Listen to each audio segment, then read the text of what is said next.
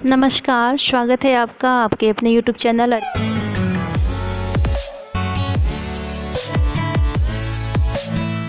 यदि आप मेरे चैनल पर नए हैं तो प्लीज़ मेरे चैनल को सब्सक्राइब करिए, लाइक करिए, शेयर करिए और कमेंट्स भी करिए। आज हम लोग संस्कृत में प्रथम पाठ कक्षा 9 में राष्ट्रीय प्रतीकानी पाठ का सारांश देखेंगे।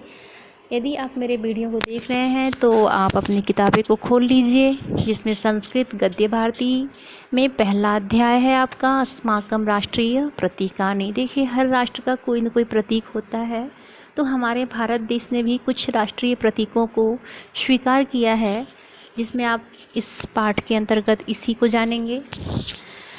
जिसमें कुछ नाम हैं इस प्रकार: मोर, पक्षी, यानी हमारा राष्ट्रीय पक्षी है मोर, जिसको मयूर भी बोलते हैं। पक्षियों में मोर हमारा राष्ट्रीय प्रतीक है। काले बादलों को देखकर अपने सुंदर पंखों को फैलाकर मोर जब नाचते हैं तो वह दृश्य मन तथा आँख दोनों को आनंदित करता है। यह मधुर स्वर वाला मयूर विष से भरे हुए सांपों को भी खा जाता है।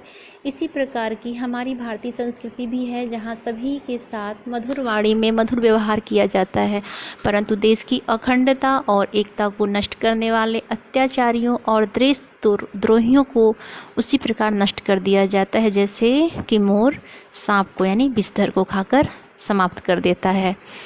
मोर के बाद अब देखिए राष्ट्रीय पशु बाघ है। पशुओं में बाघ को राष्ट्रीय प्रतीक के रूप में स्वीकार किया गया है। चितकबरे बाघ का पराक्रम और स्फूर्ति अत्यधिक प्रसिद्ध है।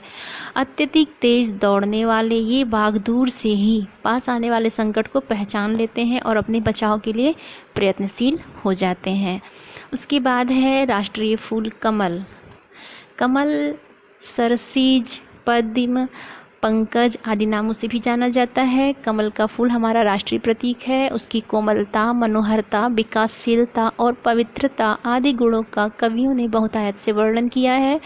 शरद ऋतु में ये मनोहर पुष्प तालाबों में अपने आप खिलते हैं और सूर्य की रोशनी पाकर पूरी तरह से खिलते हैं, विकास को प्राप्त करते हैं।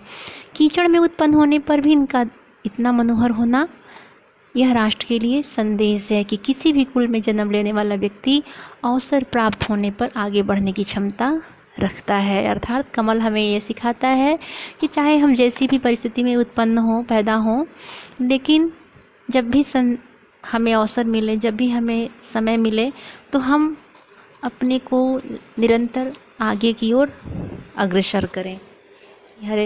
हर एक राष्ट्र का अपना एक राष्ट्रगान होता है, जिसे राष्ट्रगान कहा जाता है। सभी राष्ट्र अपने राष्ट्रगान का सम्मान करते हैं और उसे महत्वपूर्ण अवसर पर गाते भी हैं। हमारा राष्ट्रगान विश्व कवि रविंद्रनाथ टैगोर द्वारा लिखा गया है, जो कि जन गण मन इस नाम से पूरे विश्व में प्रसिद्ध है। हमारे राष्ट्रगान में विश्व कवि ने राष्ट्र की विशालता, अखंडता और भारतीय संस्कृति का गौरवपूर्ण वर्णन किया है। सभाओं की समाप्ति पर और विद्यालयों में प्रार्थना के बाद राष्ट्रगान गाने की प्रथा है। राष्ट्रगान के समय सावधान की मुद्रा में खड़े होना अत्यंत आवश्यक है। इसका आरोह, अवरोह एवं गाने में लगने वाले समय सुनिश्चित हैं। यानी राष्ट्रगान को हम लोग 52 सेकंड में गाते हैं, उससे न कम होना चाहिए न उससे ज़्यादा होना चाहिए। उसमें कोई परिवर्तन भी नहीं किया जा सकता है। राष्ट्रगान श्रद्धापूर्वक गाना चाहिए। उसके बाद हमारा राष्ट्रध्वज। हर राष्ट्र का अपना एक झंडा होता है। ध्वज मतलब झंडा। हर राष्ट्र का यानी हर देश का अपना एक झंडा होता है। हमारे भारत देश का भी एक झंडा है, जिसे तिरंगा कहते हैं।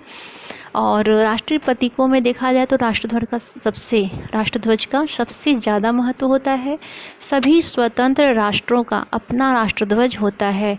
राष्ट्रध्वज का सम्मान और उसकी रक्षा देशवासी अपने प्राणों को न्यौछावर करके करते हैं। हमारा राष्ट्रध्वज 3 रंगों का है और विश्व में तिरंगे के नाम से प्रसिद्ध है।